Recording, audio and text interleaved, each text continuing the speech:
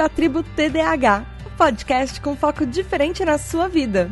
Eu sou a Tata Finoto. Esse é um podcast para você, que pode ser meio desatento, talvez um pouquinho impulsivo, até hiperativo, mas que tenta acertar e se esforçar ao máximo, sempre com as melhores das intenções, mas que às vezes mete um pouquinho os pés pelas mãos. Bem-vindo! Essa é a sua tribo, lugar onde você vai conhecer mais sobre o TDAH, o transtorno de déficit de atenção com ou sem hiperatividade e impulsividade. E tudo bem se você ainda não tiver um diagnóstico certo. Você pode estar aqui porque se identifica até um pouco demais com os nossos sintomas e quer conhecer um pouquinho mais, talvez até descobrir se você também faz parte dessa nossa tribo. A gente não está sozinho no mundo. E esse é o nosso espaço para nos conhecer e aprender mais juntos. Esse é o lugar que a gente troca ideias e descobre sobre nós mesmos e sobre o mundo à nossa volta. E se você acabou aqui por acaso e não tem TDAH, bem-vindo também. Esse é um podcast para todo mundo. Porque, deixa eu te contar um segredo, você provavelmente está cercado por pessoas que são assim como nós, à sua volta. Que elas são diagnosticadas ou não. Você pode ser um parente, você pode ser um amigo, você pode ter um relacionamento com alguém que tem TDAH. E o fato de que você está aqui só mostra que você quer nos entender um pouco mais sobre essa pessoa que você se ama, que você se importa e que você quer acolher nos nossos dias bons e ruins e nos abraçar. E por isso eu te agradeço. Muito obrigada. Hoje a gente vai falar um pouco sobre TDAH e genialidade. Vamos lá?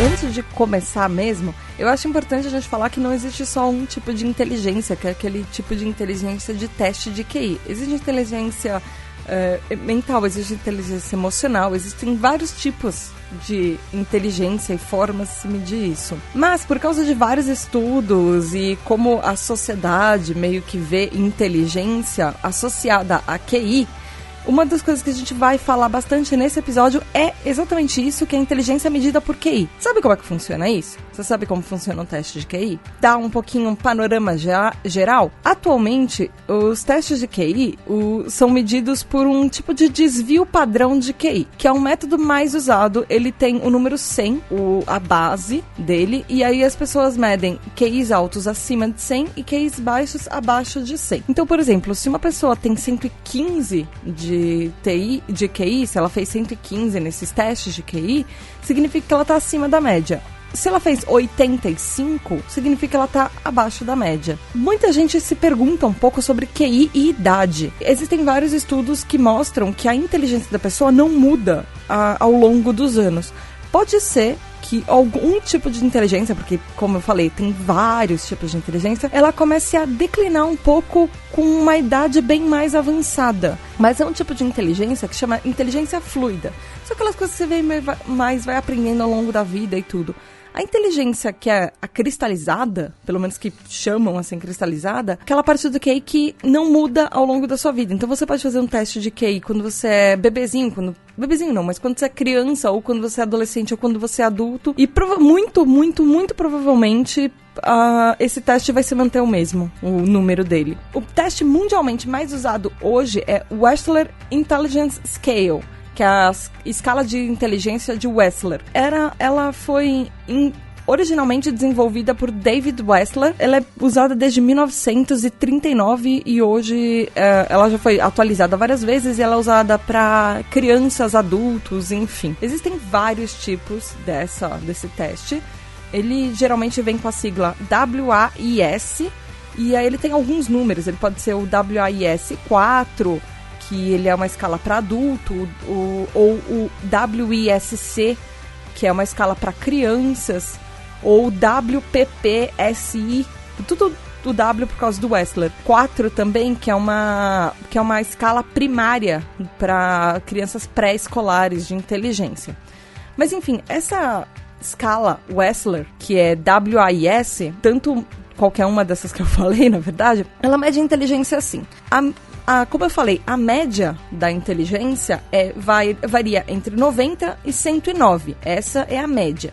e ela representa 51,6% da população. Imagina um gráfico com uma onda. Essa seria aquele ponto mais alto daquela onda. Acima disso, de 109 a 119 de QI, é acima da média, e isso representa 15,7% da nossa população. Do outro lado, fazendo o espelho, tem entre 80% e 98%, que seria abaixo da média, também é 15,7%. Superior, uma inteligência superior, que é acima da média, ela está entre 120% e 129%, que aí são 6,4% da população. E aí, esse inferior ao abaixo da média, que seria a inteligência borderline ou limítrofe, ele também representa 6,4% da população e ela é entre 70% e 79%. Tem a inteligência que é extremamente baixa, que é de 69% ou 2,1% da população, ou a muito superior, que ela é acima do superior, que é acima da média, 130 a mais. Quem fez 130 pontos nesse teste ou acima disso. Por exemplo, o Einstein, ele tinha 160. Tanto o Einstein quanto o Hawkins, o Stephen Hawking, eles tinham 160 de QI. E acreditem ou não, existem pessoas que falam que isso não é tão acima, porque tem gente com mais QI, tem um QI maior do que um Einstein. Mas enfim, Einstein, por sinal, era uma pessoa que dizem que era um caso clássico de TDAH. Mas isso a gente provavelmente vai falar em um episódio bem mais pra frente. O fato desse episódio que a gente tá fazendo aqui, por ideia de falar de TDAH e QI, na verdade, esse é quase uma continuação do episódio 1 sobre mitos e verdades do TDAH, porque existe um grande mito que pessoas com TDAH têm QI elevado. Isso veio de alguns estereótipos, na verdade, que crianças com TDAH tinham uma inteligência superior, mas, na verdade, TDAH e inteligência, elas não são coisas correlatas, mas podem acarretar alguns problemas quanto a isso. O fato dessas duas coisas acontecerem juntas podem ter alguns problemas. Um dos problemas, por exemplo, é que se uma criança com TDAH ela tem um QI acima da média, pode significar que essa criança não vai ter a ajuda que ela precisa. Isso pode mascarar, na verdade, alguns fatores, alguns problemas do TDAH, e significa que a pessoa não vai ser tratada e não vai conseguir ajuda. E o mesmo acontece com pessoas que têm uma inteligência abaixo da média ou mediana, que também tem TDAH. Significa que muita gente, também é um outro preconceito das pessoas, existem dois tipos de preconceitos. Preconceitos não, mas de estereótipos. Ou que o TDAH é muito genial, ou que ele é muito burro. E aí, nesse outro caso, que as pessoas acham que essa criança é burra, entre todas as aspas, esse paciente, o que pode acontecer é que essa criança não vai ter a chance de mostrar todo o potencial dela. Então, são os dois casos extremos, na verdade, que pode acontecer. Mas uma coisa não tem nada a ver com a outra, na verdade. O TDAH e nível de inteligência não tem nada a ver. Existem pessoas TDAH com inteligência abaixo da média, na média e acima da média, como qualquer outra pessoa neurotípica. O que acontece, na verdade, é que alguns estudos mostram que quanto maior o QI, quanto mais elevado o QI, as pessoas costumam ter características que são muito similares ao nosso TDAH, que, por exemplo, são pessoas que parecem um pouco mais atentas, elas têm baixo controle de impulso, têm um alto nível de atividades e frustrações e tédios, e o foco de span de atenção é meio baixo. Mas não significa que pessoas com QI alto têm necessariamente TDAH. Elas têm essas características, mas provavelmente porque a cabeça delas está pensando em várias coisas ao mesmo tempo.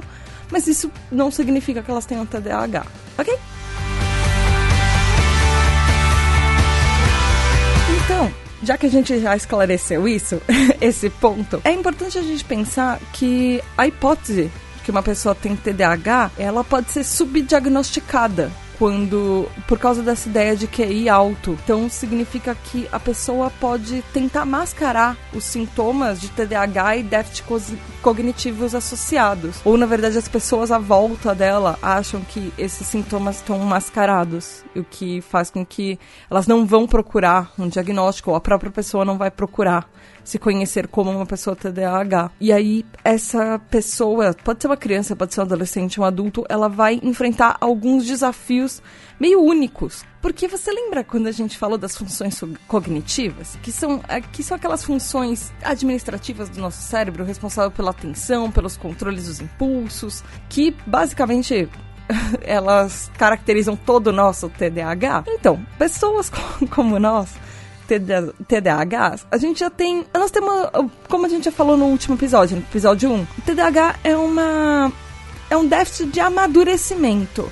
Então significa que as nossas funções sociais e emocionais, cronologicamente, comparado com as pessoas da nossa idade, elas estão meio que 3 anos atrasado. Em compensação, se você é uma pessoa TDAH e tem um QI alto, o seu QI alto faz meio que automaticamente que você esteja intelectualmente 3 anos na frente das pessoas com a mesma idade que você. Então, olha essa confusão. Você tá emocionalmente e socialmente pra trás, enquanto intelectualmente você tá na frente. Então, algumas pessoas, por exemplo, os pais, professores, colegas, chefes, eles podem esperar de você coisas muito à frente, talvez assim, intelectualmente, do que você tá acostumado, porque elas acham que você é uma pessoa genial.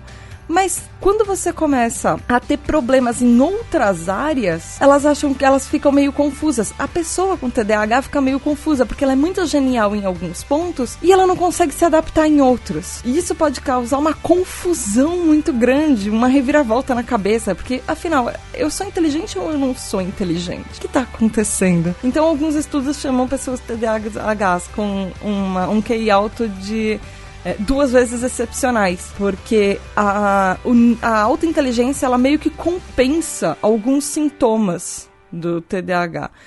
Mas, na verdade, nas crenças sociais, assim, nas coisas que a sociedade aceita e acredita e tudo, existe uma expectativa intelectual muito grande de sucesso. Colocam em cima tanto de crianças, quanto de adolescentes, quanto de adultos que têm um QI superior. Mas essa pessoa, nós TDAHs, ficamos meio confusos e desorientados quando a gente não consegue performar, quando a gente não consegue entregar isso que esperam de nós por causa de outras coisas. Por exemplo, esquecer de julgar um prazo, ou esquecer de colocar prioridade em uma coisa que a gente achava que não era tão prioridade assim, e para outra pessoa que estava esperando que a gente fizesse isso, era. E isso faz também com que muitas pessoas que são julgadas inteligentes tenham mais dificuldade ainda para pedir ajuda. Afinal, todo mundo falou para ela a vida inteira que ela é extremamente inteligente e que ela é genial. Como é que ela vai mostrar para as outras pessoas que talvez ela não seja para ela tão inteligente assim, ou talvez ela seja, mas ela não tá conseguindo administrar isso?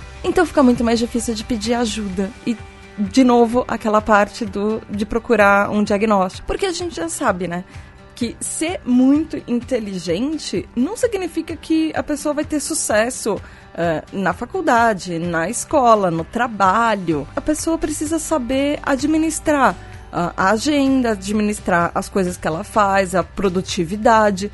E ela pode até se dar bem com os colegas, com os professores, com os supervisores, com os chefes e tudo. Mas algumas coisas a gente precisa sempre administrar, porque a gente está alguns passos atrás. Se você, como eu, é mulher, a gente enfrenta um outro tipo de desafio, porque geralmente, para nós mulheres, a autoestima, ela tá bem ligada com um TDAH. Eu provavelmente vou fazer um episódio mais pra frente sobre só dedicados a mulheres. As mulheres na sociedade, elas já têm um certo tipo de preconceito quando uma mulher é muito inteligente. A gente já tem que fingir que a gente tem uma inteligência um pouco menor para nós não nos destacarmos muito perante aos homens. Porque talvez você seja um homem e não saiba disso, mas você que é mulher provavelmente me entende. Quantas vezes nós mulheres já não ouvimos que nós estamos nos mostrando demais? Quando um homem é muito inteligente, a gente se sobressai a ele. geralmente vai ter alguém que vai querer mostrar que o cara é mais inteligente e falar pra gente ficar um pouco mais quieta no nosso canto. Não são todas Hermione Grangers na vida que elas são reconhecidas por isso.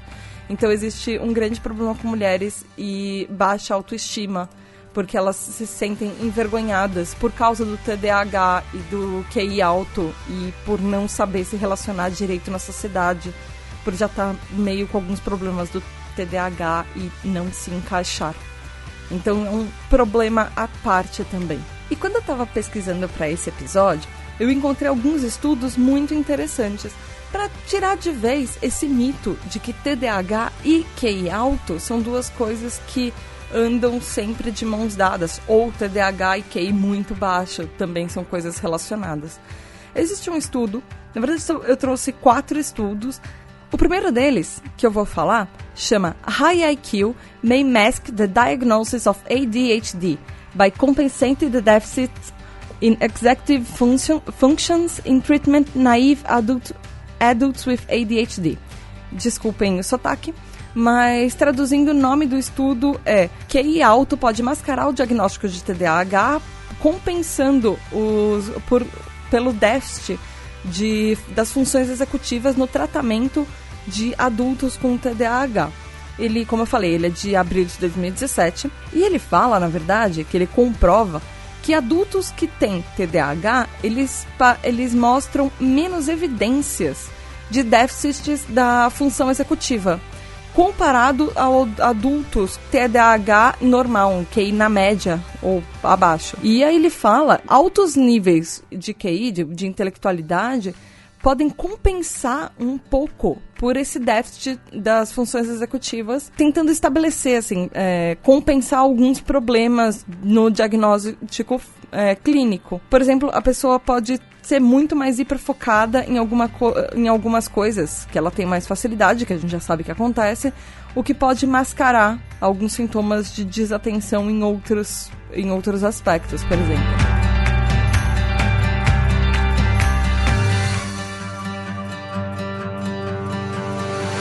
Existe um outro estudo também, chamado High Intelligence and the Risk of ADHD and Other Psychopathologies. Ele, traduzindo, seria alta inteligência e o risco de TDAH em outras psicopatologias, que ele foi publicado no The British Journal of Psychiatry, que seria o jornal britânico de psiquiatria. Ele é de dezembro de 2017 e ele fala que a alta inteligência pode ser associada com... que a alta inteligência pode ser associada com aspectos positivos e em adaptabilidade também, mas que ela pode vir com desvantagens para quem tem TDAH. Por quê? Ela fala que pessoas com QI alto, ela pode ter relação, na verdade, ela tem menos problemas de atenção, de déficit de atenção. Não talvez de déficit, mas ela tem menos problemas de ficar desatento. Quanto maior é o QI dessa pessoa. E ela comprova que quanto maior o QI de uma pessoa, ela pode ter menores problemas de atenção, comparada com pessoas que estão na média de inteligência. Mas, assim, ela tem o QI, ela tem poucos impactos quanto à hiperatividade e impulsividade, problemas sobre isso. E também ela fala que quanto maior o QI, ela pode mascarar os sintomas de desatenção, tanto em crianças quanto em adolescentes e adultos. E isso pode ser uma preocupação clínica. Porque, de novo, quanto maior o QI, menos a pessoa pode ser diagnosticada por causa dessa genialidade que mascara um diagnóstico. E aí, os 2 últimos estudos que eu vou falar aqui, eles foram publicados pelo mesmo autor, então eu vou falar sobre eles mais ou menos juntos, porque eles têm uma correlação. O primeiro é o Executive Functions Impairments in High IQ Children and Adolescents with ADHD. Ou seja, em português o nome dele seria Deficiências na Função Executiva de Crianças e Adolescentes com Alto QI e TDAH. E ele foi publicado em julho de 2011 no Open Journal of Psychiatry. Ele foi escrito pelo Thomas E. Brown, ele é PhD. E aí tem um outro estudo desse Thomas E. Brown, ele foi publicado pouco antes, ele foi publicado em maio de 2009, no Journal of Attention Disorders Online First, que chama Executive Function Impairment in High IQ Adults with ADHD, que seria a mesma coisa, deficiências na função executiva de adultos com TDAH e QI alto. E aí, esse estudo das crianças, eles são estudos muito complementares. Um fala de crianças e um fala de adultos, mas esse estudo das crianças, ela fala que as vulnerabilidades, na verdade, os padrões de vulnerabilidade nas nossas funções executivas, ou seja, aquelas funções que administram o cérebro, que a gente já conhece, que a gente já falou, podem causar que estudantes geniais e brilhantes assim, tenham dificuldades crônicas, por exemplo, em ter foco no trabalho deles, em conseguir que o trabalho seja feito adequadamente, ou até mesmo guardar na cabeça uma coisa que eles acabaram de ler. Ou, por exemplo, organizar e terminar tarefas. Isso pode ser tanto para crianças quanto para adultos. Isso acontece muito mais nas crianças nos estudos, nesse estudo do Dr. Thomas. O que acontece é que ele pegou crianças muito geniais, que elas tinham QIs acima de 120, mas todas as crianças que eram super inteligentes, super geniais, de alguma maneira elas estavam tendo grandes dificuldades na escola, tanto com relacionamentos sociais, quanto às vezes até acadêmicos, por causa de problemas do TDAH delas. Comparado com alguns outros estudantes da mesma idade, essas crianças elas ficavam um pouco para trás, não porque elas não eram inteligentes, mas por causa de inabilidades e dificuldades crônicas que elas sofriam para entregar o trabalho ou para até se relacionar com os coleguinhas. O que acontece, que a gente já sabe, é que um dos aspectos mais curiosos do TDAH é que, apesar de nos chamarem de pessoas que são desatentas ou que têm um déficit de atenção, a nossa atenção está muito bem focada para coisas que nós gostamos. Então, nessas matérias que essas crianças gostavam, que os adultos, né, depois que elas progrediram, os adolescentes, eles gostam, matérias e eram assuntos que eles iam muito, muito, muito bem em coisas muito específicas, apesar de terem vários problemas com outras coisas que eles não gostavam tanto. Então, o que acontece é que, por causa de alguns dos problemas do próprio sistema educacional no mundo, que é um sistema, tanto nos Estados Unidos, que era um sistema muito parecido aqui no Brasil, as crianças e os adolescentes, elas têm problemas na escola, e às vezes até no começo da faculdade, até os primeiros anos de faculdade, por causa da quantidade de matérias que a gente tem que lidar, que elas não são interessantes, ou que elas não são legais, ou que elas não desafiam o nosso cérebro do jeito que nós gostaríamos. E aí, por causa disso, nós temos uma tendência a falhar um pouco nessas matérias. Com as outras matérias que a gente gosta, às vezes a gente vai muito bem. Então, às vezes, até essa noção de genialidade tá muito com isso, porque às vezes uma pessoa vai muito bem em uma matéria que ela gosta, porque ela hiperfocou naquilo. Não necessariamente significa que ela seja uma pessoa com QI alto. Não necessariamente significa que ela seja burra para as outras matérias que ela não gosta também. E aí, naquele outro estudo complementar, que foi até lançado antes, que fala sobre os adultos, o Dr. Brown, na verdade o Dr. Thomas Brown, ele fala que quanto mais a gente avança na nossa educação e a gente vai começando a entender matérias ou no próprio trabalho, coisas que a gente gosta e que a gente especializa no nosso trabalho, as coisas vão ficando mais interessantes. Então, é muito comum, às vezes, você ver uma criança que estava na escola com grandes dificuldades, às vezes repetindo de ano ou não passando, ou tentando passar, assim, nas últimas consequências, no fim da última recuperação.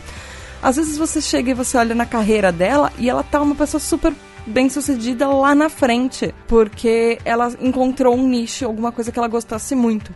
Mas não é correlacionado, porque, como a gente já falou, existem uma coisa das pessoas esperarem sucesso de pessoas brilhantes que pode não acontecer. Porque pessoas com TDAH têm vários outros problemas que a sociedade, quando elas pensam em sucesso, deixam a gente meio de lado.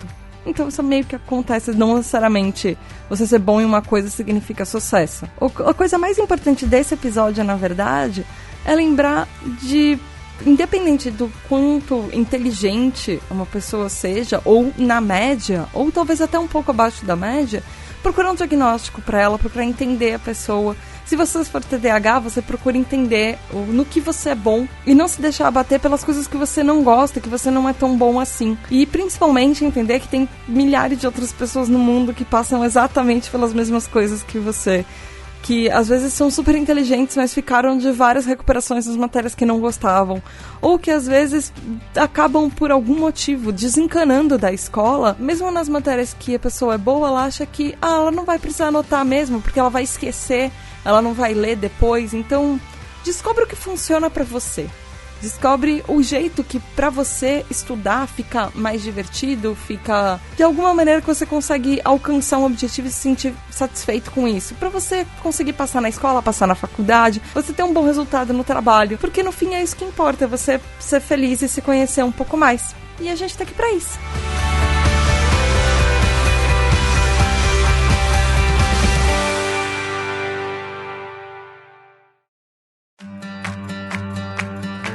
Por hoje foi isso, espero que vocês tenham gostado do episódio. Por favor, deixem os recados, falem o que vocês estão achando. Vocês podem escrever um e-mail para pqp@pqpcast.com. Vocês podem me encontrar também lá no Facebook, na página de Porquê pra PQP, ou no grupo Ouvintes do PQPcast no Facebook, e também no Instagram, no @PQPcast, ou no Twitter, no @_PQPcast. Fala comigo, ouve os nossos episódios regulares do PQPcast também, e não esquece de ouvir o episódio número 200, Porque TDAHI vive entre imaginação e realidade acelerada, que é do PQPcast, nosso podcast regular, episódio que deu vida a esse outro podcast da tribo TDAH. Espero que vocês tenham gostado. Beijos e até daqui a 15 dias. Beijo da Tata!